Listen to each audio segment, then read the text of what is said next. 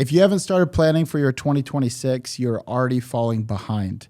On today's episode, we're going to take a deep dive into what has worked for us in not only finishing strong in quarter four, but starting the year off better than we did in the previous. Welcome to the Premium Mindset, the weekly podcast where homegrown entrepreneurs and business owners, Evan Ritchie and Cameron Bodden, share the good, the bad, and the ugly of modern entrepreneurship and reveal what really happens behind the scenes of their personal and professional lives. As owners of two of America's fastest growing and most disruptive companies, Coconut Cleaning and Green Mango Pest Control. Stay tuned for real stories, struggles, insight, and advice from real entrepreneurs in real time. A lot of entrepreneurs don't take advantage of how powerful a strong Q4 can be, as well as what you can do in Q4 to make sure that you start January 1 strong for the new year in your business.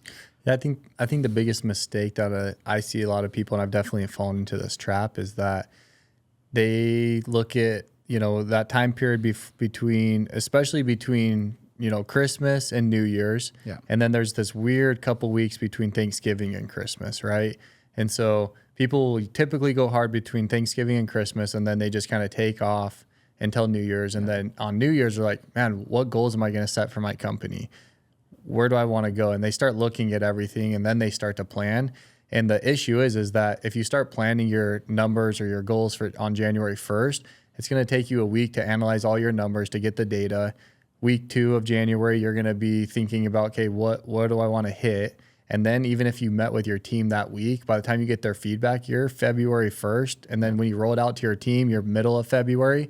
And then things aren't getting implemented until probably March. And you're like, Q1's gone. Yep. So one of the things that we want to focus on today, how do you end Q4 strong, but also how do you prepare for Q1 and take advantage of those times in the office where everyone's on break. Some of our most favorite moments in the office is going in during the day when no one's in the office and it's a ghost town, and just being able to sit in our thoughts and analyze, man, what happened this past year? Where are we at? Where do we want to go? So the difference between high performers and the people that actually finish strong are the ones that actually take the time to implement and analyze where they're at ahead of the next quarter of what's going on. So in the 1% Club, what we do is we help people remember, hey, here's your actual goals that you originally set, because a lot of people will set a goal and just forget about it. We want to remind people. I just got off a coaching call, and we were going back to systems. Yep. Hey, where's your mantras at? Hey, they were talking about data integrity, right? And we talked about pulling the same numbers every single time and having those numbers down. But it's getting back into routines and making sure hey, you felt the best when you were doing these 3 things, and one of them for my guy was an ice bath. He's like, and then I got sick and I fell off course. It's like, well, hey, here's my reminder for you. Let's get back on, man. Let's go. This is when you feel the best. So those are the reminders that we're trying to give people. And I love seeing that too, in regard to the dialogue in the 1% Club. And I feel like something that you always hit really hard on, even from the beginning of when we started Coconut together, was being strategic about not placing the finish mark at the end of the year holiday party, because sometimes we'd struggle with December 4 would be the holiday party. We're doing the annual awards. There's a lot, man. And people are That's the thing. There's a lot out. going on. Yeah. There's a lot going on, and it's I feel like you were always very okay, so we're going to have this party, we're going to do all this, but let's make sure that we're hitting this number by December. And I feel like what was even neat to see Green Mango in 2022 and 2023 was that in pest control, you had this issue that we were running into consistently, which was I have a billion jobs to service every month. And if we're taking off Christmas Eve, Christmas Day, and New Year's Eve, that's 3 less days to service. And what was surprising is that regardless of how long you were in business, a lot of the managers weren't thinking like an owner, where they weren't putting it together that hey, if we don't cram the amount of customers that need to be serviced in 3 less days, we're going to miss hitting our marks. And so I feel like something that you ingrained into the leadership team over there that I've since rolled into Coconut was hey, we have this Q4 goal, and we're going to acknowledge the holiday party. We're going to acknowledge the, at Coconut, we do the white elephant, which is like people get really excited, and I kind of see them check out for the day as they're getting excited to do the white elephant. I'm like, okay, I'm going to take all that because I've had a few years of doing it, and I'm going to say, how can we still hit our numbers, continue to improve, and still have like that holiday feel of like it's, the holiday season, everyone still can have fun, but on the days where we are working and on the days where we are, all here, we're going to hit these numbers, and they're numbers that are squeezed in that account for the missing days and the holidays as well. So I'm doing a playbook right now. I think I'm going to do it this month in the 1% Club, and that is how to effectively plan for quarterly meetings. And one of the things that it talks about is what holidays are coming up within this quarter to prepare for. High performers don't just finish strong, they finish strategically. Yep. What was really cool the last 2 years, we'd always have the 7-week rotation screw us up at Green Mango.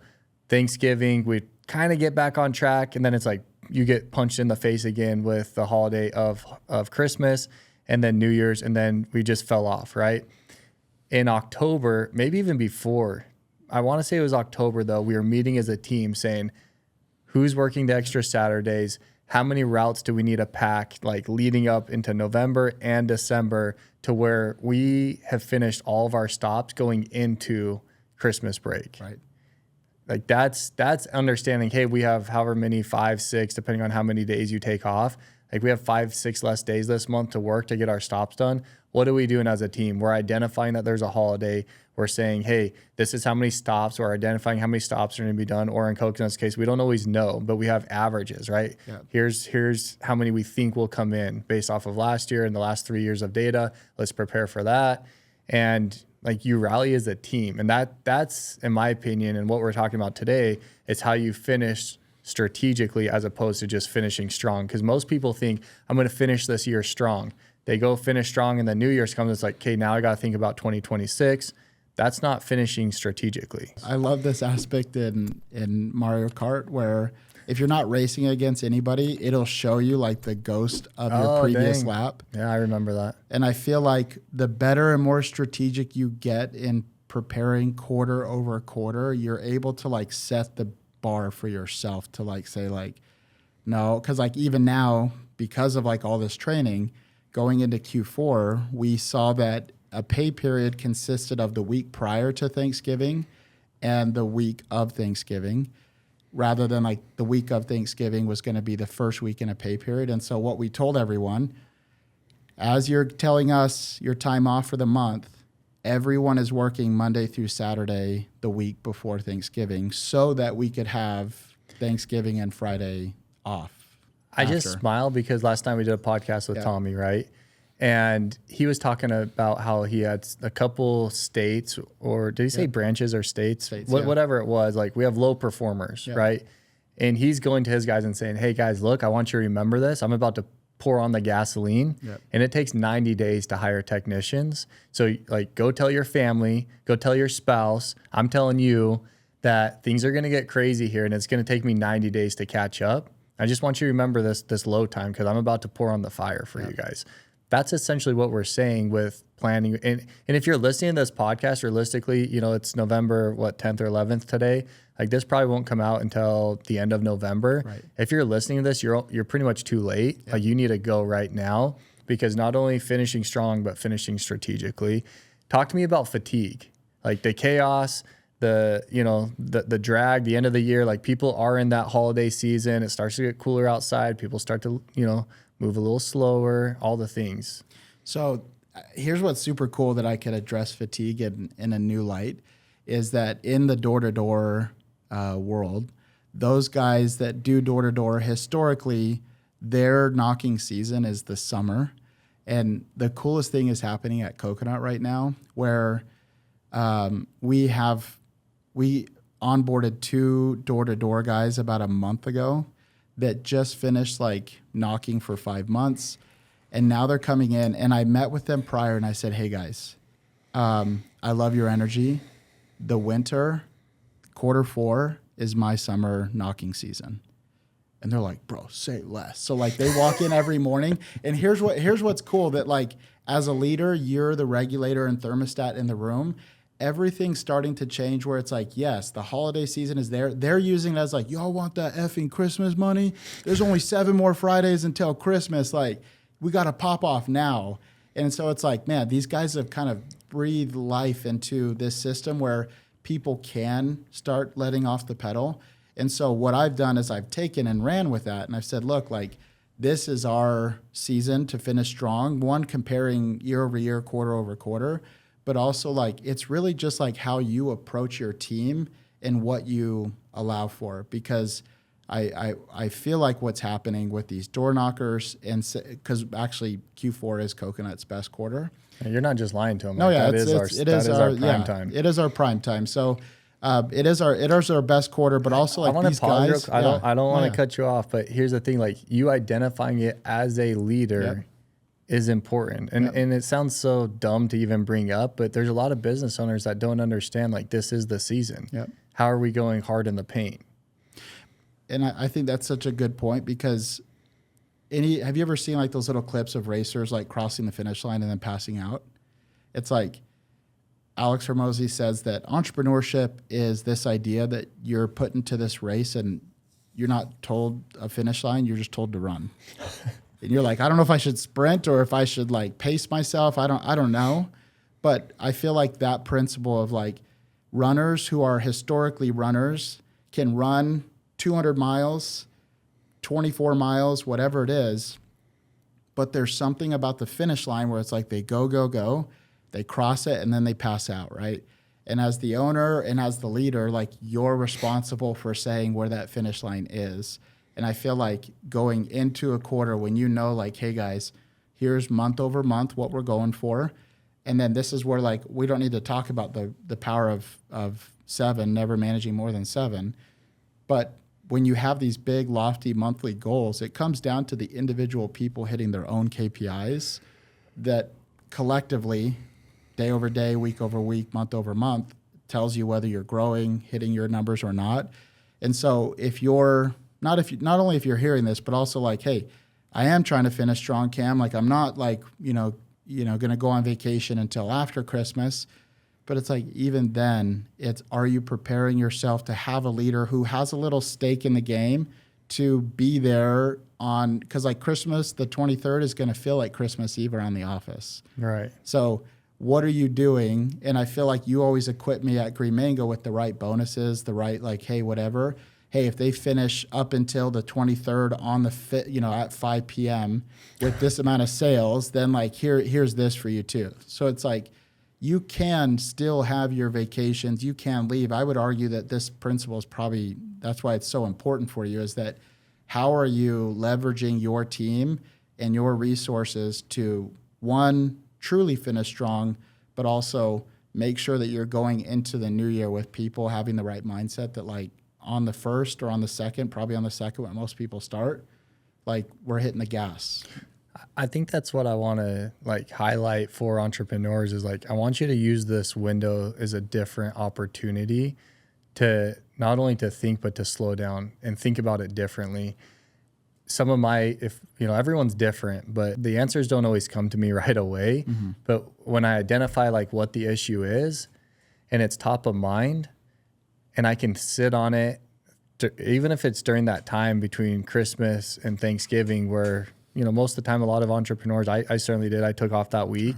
But the point that I want to make to you guys right now is like, identify what are your challenges going into 2026.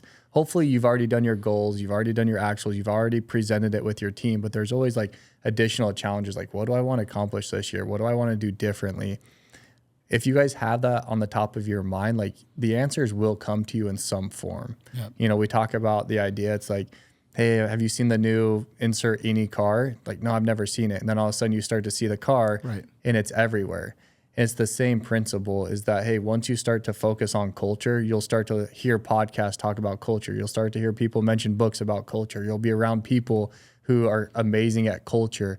And you can start like asking them questions and get further enlightenment on how to better yourself in that area. But it starts with taking that time to understand like, hey, this area is different, right? Like we're not just going to chill and relax and veg out. Like you can't do that. If you want to be the 1%, if you're trying to get your company to $10 million in revenue and become profitable, I'm sorry, like you can't just take that week off and not think about work. Like you need to have your ideas and do what we're talking about right now. Right. Evan, some of my favorite times that we have together when we're chipping in the front yard, when we're having these podcast sessions, because we don't get an opportunity to sit together very often, but when we do, it's some of the most amazing, enlightening conversations that we have because people aren't stuck in the thing, right?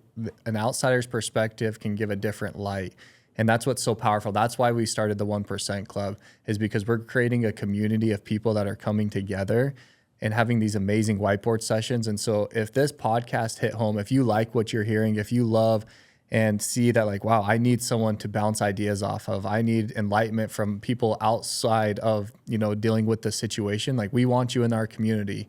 We have a once a month call where I just spew all the knowledge that I have and how I built and what I did to be successful in all these different service companies. And that's great, but it's the community that I'm really passionate about. Our pickleball tournament that we did last month, it checked all the boxes. People were communicating, they were networking, they were making connections, they were doing deals, and they were having fun. And that's what it's about, and we want you in there. Tommy last night in our podcast, like obviously he's on fire and I love it. I just want to say like, dude, what you're saying is like busy versus productive. He labeled the guy that works 80 hours a week, right?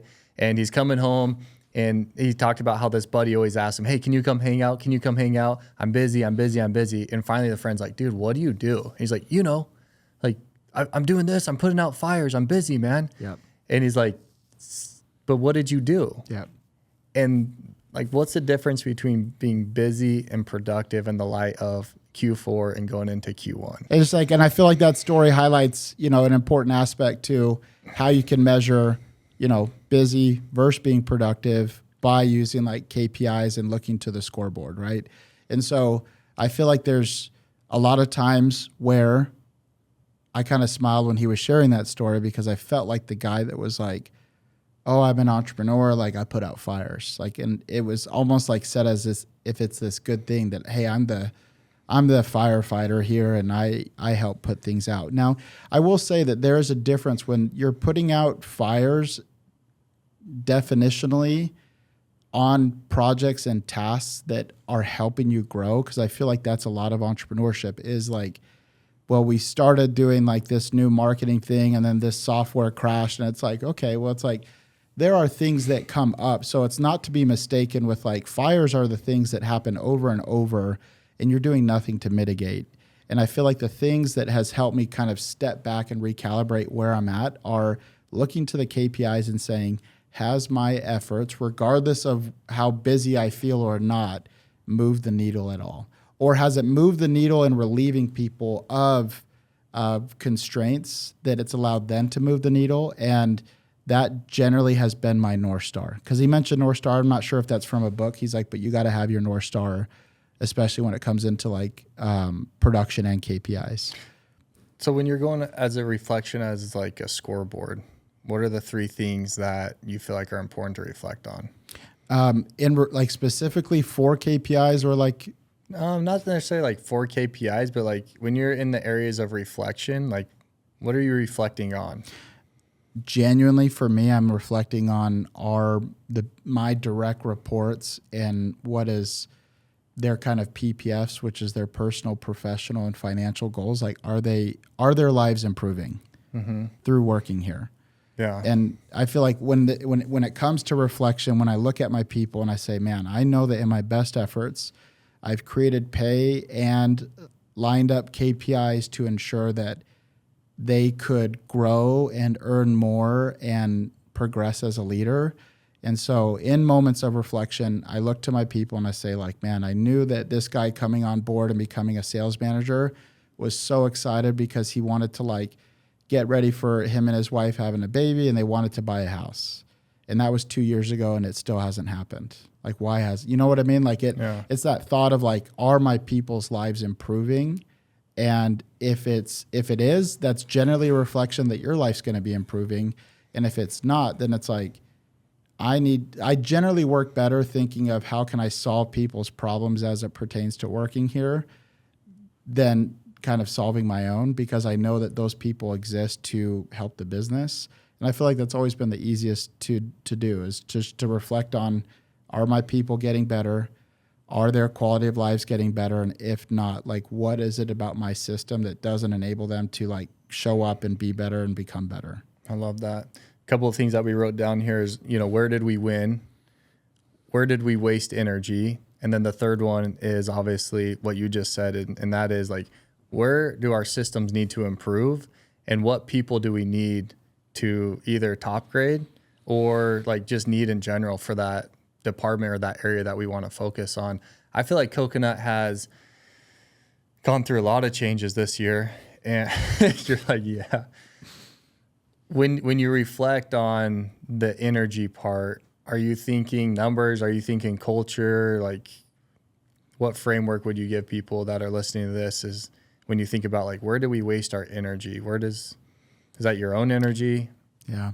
I guess where my mind goes to like the almost, I wouldn't say intangible dynamic of like culture, but where I feel like I can reflect on where energy was wasted are the things that we're pursuing, regardless of the failures that happen. Like, has creativity stopped?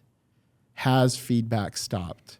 Has those little conversations that happen in the evening where it's like, oh, it's 5 o'clock, people are clocked out, but then you look around and like everyone's kind of just sitting around talking. And so like my general measurement for like culture and just kind of where energy was wasted is what leadership capital did I put forward that ultimately contributed to like a lost leader in people saying, I can work here forever. And I generally look at that being reflected by how bought in do my people feel to me through their contributions and through their like text messages saying, hey, like, did you know this is going on? Did you see this happening? And the second that I look back at all the times where Coconut felt like it was dying, and it truly was, is when like people weren't talking, people were just kind of keeping their head down, doing their own job, and then going home. And I feel like that's even kind of not what I saw at Green Mango when I went over to help with the leaders, but it was kind of like, you stay in your lane, I'm going to be in my lane. And like no one could give anyone feedback, even if it was like, hey, dude, you have a knife in your leg? And they're like, yeah, keep to yourself. You're like, holy crap. And so what I feel like when the culture is thriving hasn't always been like when the profit margins are the highest, but it's when people's individual contribution is continually being input and being acted upon as well. Yeah, I think because that certainly was like, you're trying to be nice about Green Mango, and Green Mango is a great big company making lots of money, but like there was a culture issue, which is why I had you come over. Yeah. And I think you did many things, and we've talked about this a lot, but I just want to plug it because you just brought it up. And that is that I believe when you aligned everyone's bonuses together, like that's what forced them to work as a team, because before it was like, hey, technicians, if you hit this, here's a bonus. Yeah. Routers, if you hit this, here's a bonus. Well, if the technicians hit it and the routers don't, like who cares? Like the technicians don't care.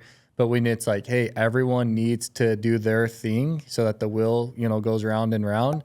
Now all of a sudden the technicians are asking how the routers are doing. Routers are checking in on technicians. And again, I was just on a call on the way over here, and he started talking about these little bonuses that he's going to implement for this team and that team. And I just said, hey, stop. Like, let me save you 2 years of your life real quick by spending 30 seconds with you. Like, what makes you money? And I gave him the 7-week rotation, example, and just said, hey, what Evan did great at Green Mango was he aligned all bonuses together. Yep. And the problem is when you have these one-offs, those are important, don't get me wrong, but those become their job. And then whatever contributes to that will of whatever makes the company go round, that needs to be what their bonus is tied to. I feel like that's when the teamwork comes together. And there's so many other things that come into it, but that's what I saw change the most that allowed you to do what you did at Green Mango at the point, when we had the merger, it was tough. Like it was hard, like it was change and it was all the things, but like people, like the energy, that's one of the things I wrote down in my journal. Like the energy that day was better than I've ever felt it.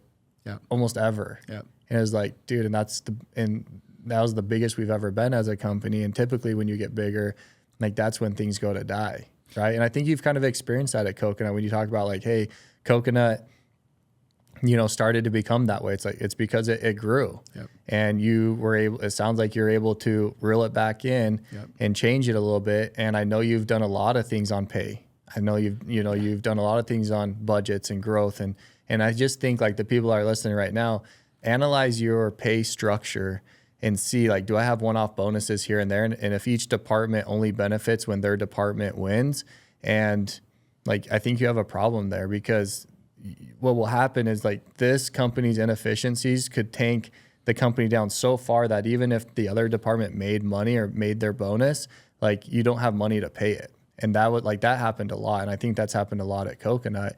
And so again, it's like, hey, we only get bonus when the company wins. How does it win? Well, this certain revenue. Do you remember how all that came into fruition? Like even me helping with Green Mango? No. Because we're highlighting exactly what we're talking about. You were reflecting on the company's performance and the overall direction of the company while we were like doing just like putting in your front yard.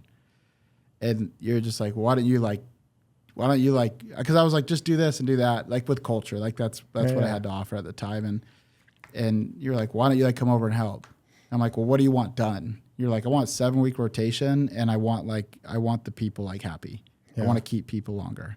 And so like you gave me those 2 measurements and those 2 like little North stars. So like everything I did, I'm like, does this lead me to 7-week rotation, and does this lead me to keeping people longer?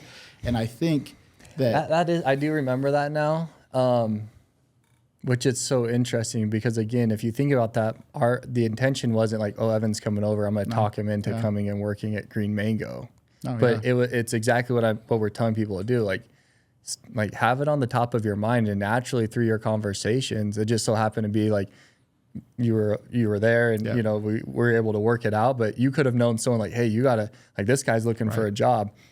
We've talked about it so many times with networking and opportunities. Like when you start to put it out in the world, right? We're doing a playbook on networking. We're coming up with 7 steps of how to network. And one of them was like, dude, get on your Instagram and start sharing with people what you actually do. Right. And you know, 3 or 4 days in, when they're a little bit more comfortable, show a little vulnerability and say, hey, I need some help with this right now. Who can help me? And that alone, like, just will open up the floodgates for you. I love that. I don't want to get off the topic, but I love that approach to it. Because I feel like when we were talking about this, and I'm like, I probably think I was there to like learn from you on something, picking your brain, and then you're like, well, why don't we like try this? Like, why don't you come in and figure it out? I'm like, I'll come over and look into it. And I think what happened over the next 6 months as I look back on it is that I went in and changed the leadership, and you went in and like kind of changed who you were with outside of work. And that's what I feel like something unique really happened. And that was like, okay, I have the leadership aspect down. I have the culture aspect down. I'm going to go in here and I'm going to figure out like what I could diagnose to come back to you and say, hey, here's what I think you should do after taking a look in the business.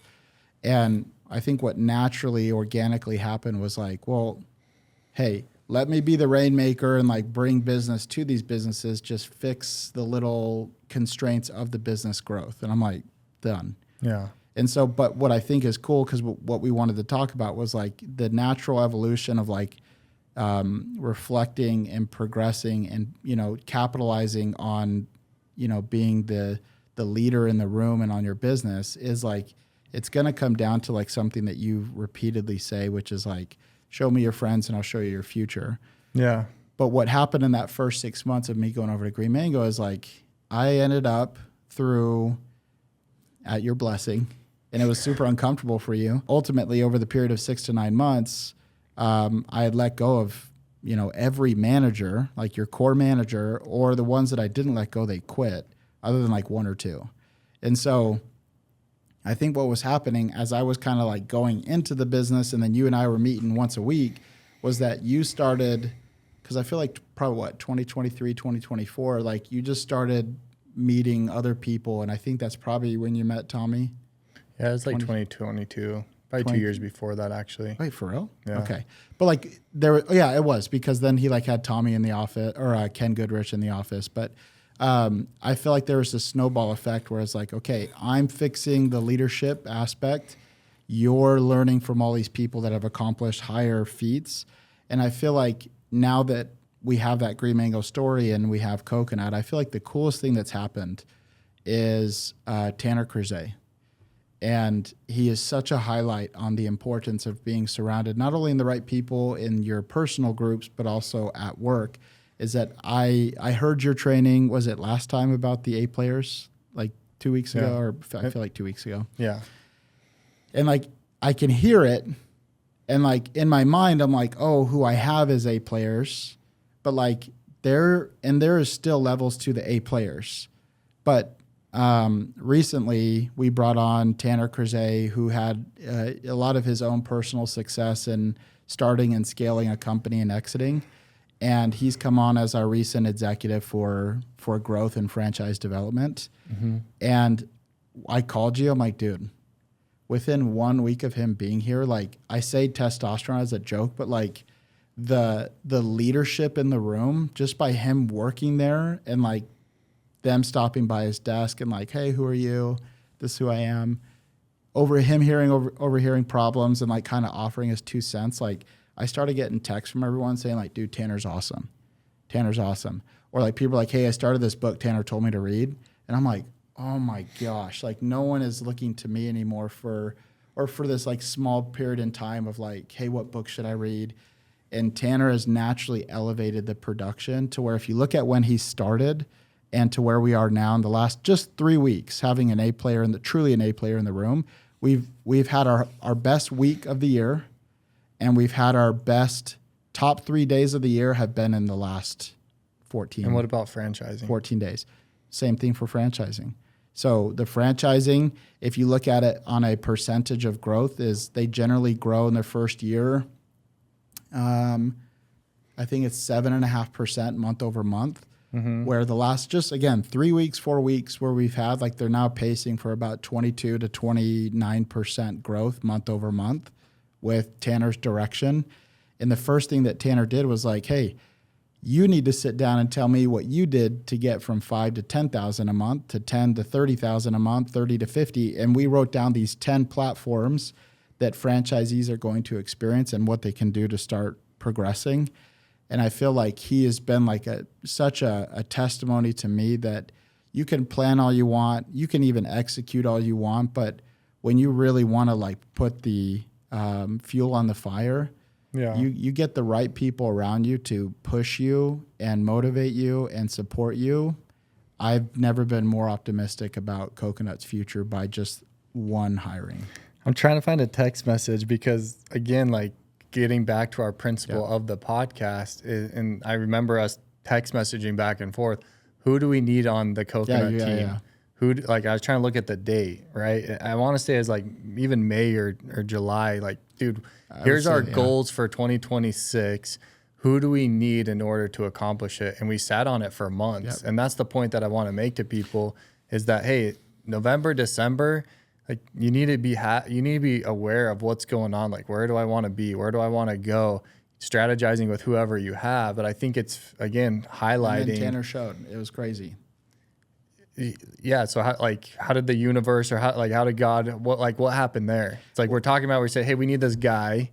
But we didn't know Tanner, but walk me through. Was it through? You just brought it up through the idea of like, once you put it out there, this is what I want.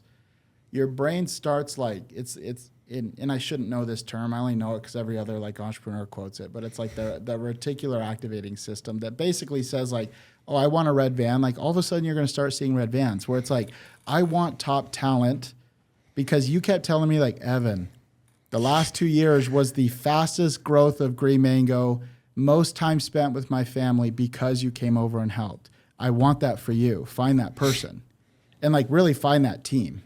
And I kept hitting on you on key man risk. 100%. You would leave, go focus on franchising. Coconut, Arizona would drop, and I would just text you, key man risk. Key man risk. That's all you would say, and I'm like, got it. And I wouldn't text back. I'm like, got it. I'm gonna find those, man. We're gonna share these on the pod. So here's what I'd say to answer that question is that like I started to like, okay, post a little bit more on social media, do a little bit more. And I think how it started was that Tanner, so I've known him for 12 years. We meet once a year for lunch, and it just so happens to always be around a year mark. Well, he reached out, and he's just like, hey, you found it? It's September 16th. Key man risk? Key man risk, working on it. I'm working on it, right? Working on it. I'm working on it. But here's the coolest thing that you did to actually back up, because I want to share this because it's extremely uncomfortable. Tanner was extremely successful. You're not going to find, so like, I want to say that we practice what we preach. So like, you have your net margins in your business.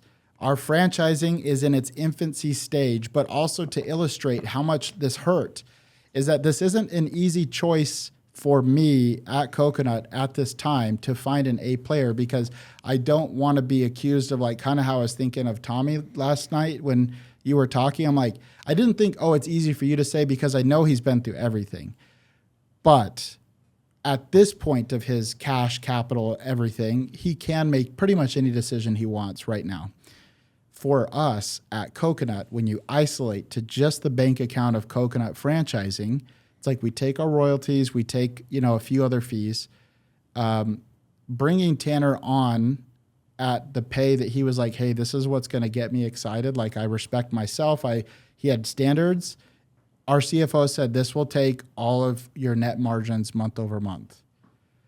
And I texted that screenshot to Tanner, and I said, I just want you to know, like, this isn't to put any extra pressure on your back, but like, we're not sitting on a couple $1 million just because of Cameron's success. Like, isolated to Coconut, we're still trying to figure it out. So like, I need your help, dude. Already he's found fees that we weren't collecting that are per our FDD, that not are just like fun fees that we could collect, but he's just like, dude, if you're not using these fees, like, their top line growth is going to go down. So here's 2% here, here's 1% here. But really quick, go back to how, so you guys go on this launch meeting. Yeah, we just meet up just for randomly, and we're talking about A players, and you just naturally bring it up like, hey, we're looking for this. It was like a double date. They came over to play games, and his wife was like, kind of like, oh, it's like Dune season. I'm glad because like he's just been twiddling his thumbs with all these different investments since his exit.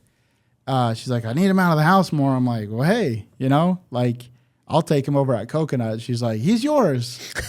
And so he was like, oh yeah. I'm like, so as they were leaving, I made, like my little joke. I'm like, but for real though, I'll take you over at Coconut.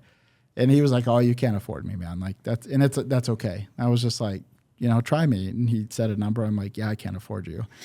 But then he said, let's talk. And so we met, and then he did the like, okay, well, where would you want me? Yeah. I'm like, here's where I need help. Here's where you would move the line. So stop right there though. And again, like, understanding what's on the top of your mind, Yep.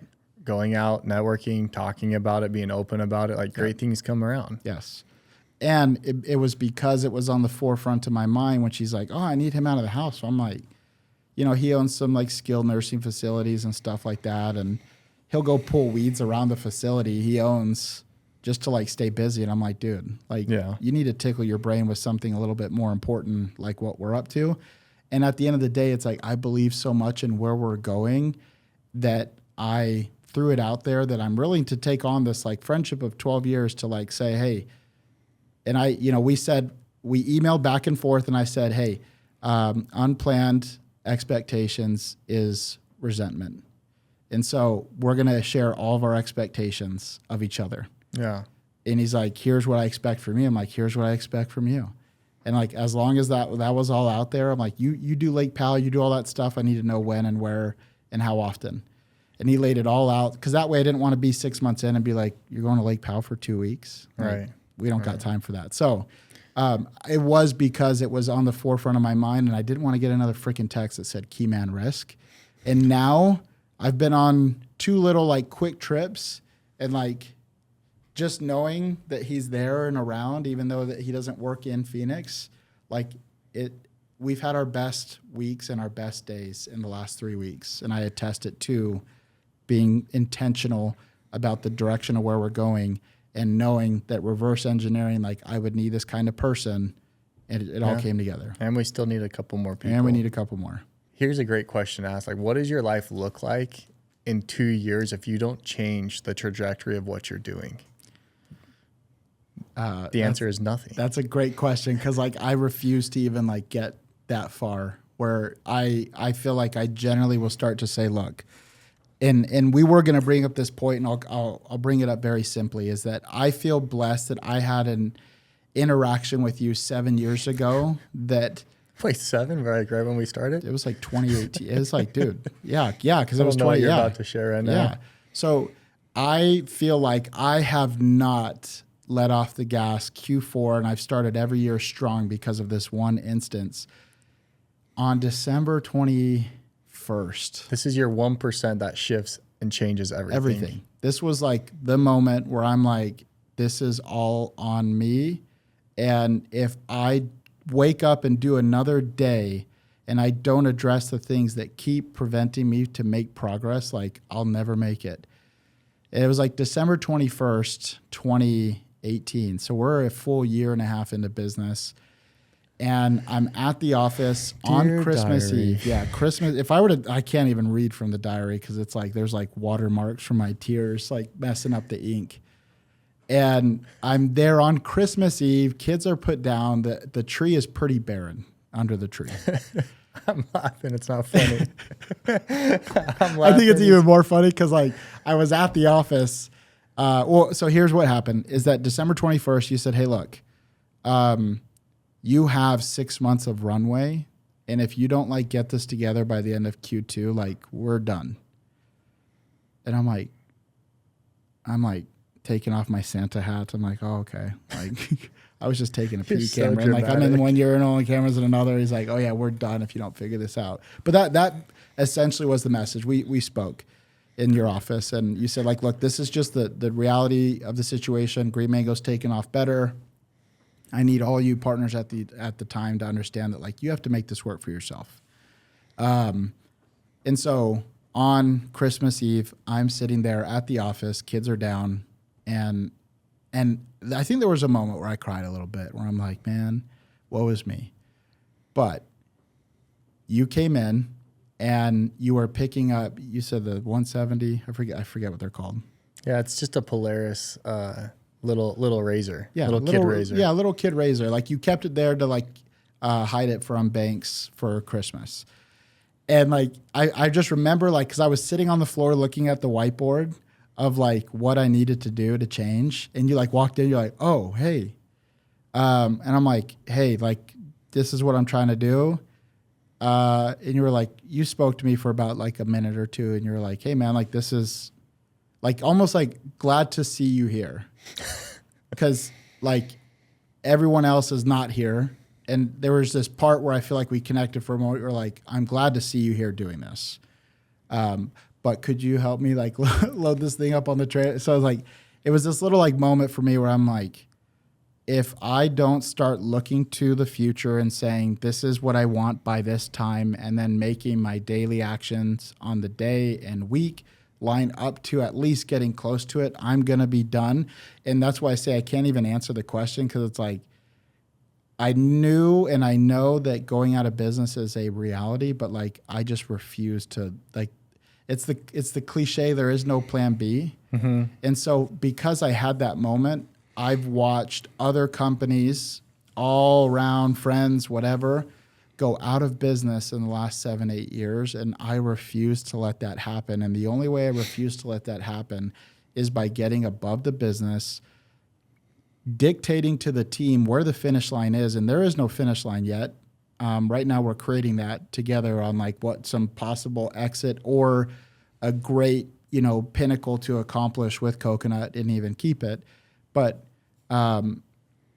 I've come to realize like, look, I'm the regulator in the room and I'm going to make sure that everyone who comes to work here is going to know like, this is how we do things. We are going to have fun. We are going to work hard. We're going to do all those little things. But the last thing we're going to do is associate Q4 as like, oh, we're ending this thing. We're going to finish strong, but like we're going to start just as strong in Q1, if not stronger than we did in Q4.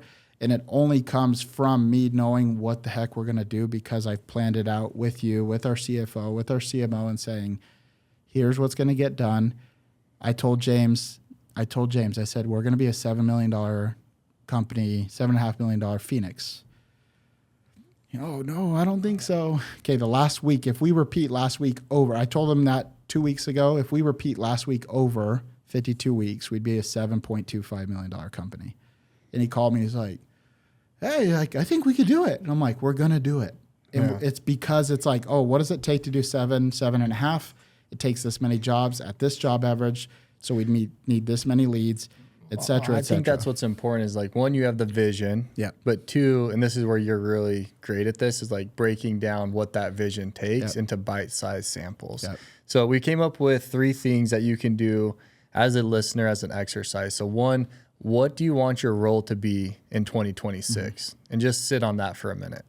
The second one is, what do you not want to do anymore?